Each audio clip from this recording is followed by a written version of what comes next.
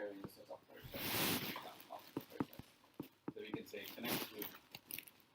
So one thing, do we want to tell them to do it on the phone, or do we want to do it on the, because the Android you can't, so should we just tell them to go to your phone settings and choose sort of Google Smart Hub, and then they come back and then they say enter your new password and Wi-Fi, and then new Wi-Fi password. Yeah, or the Wi-Fi network and the password. Okay, so you have to, yeah. I mean, that's you have to, yeah, both. Okay, that's fine. If you're changing your Wi-Fi. Yes.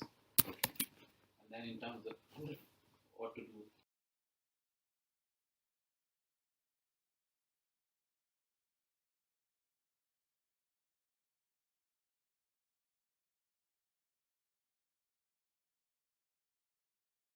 If your internet password has changed, type in now, or like configuring and doing. Yeah. That's the only way. Yeah, I mean, if it's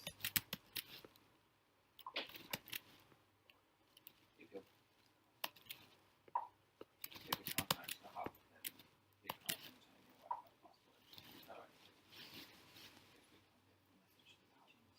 But if you're going to send a push you have to go to the access point first and then enter that.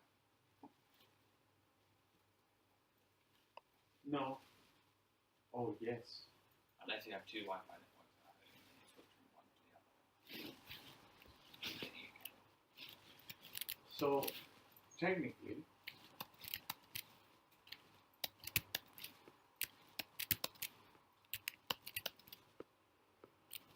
so if the hub can't connect to the internet password, to the router, then it will have to by default. But then it's tricky because if you don't have internet connection because the power cut out in your home. Well, it should probably continue trying.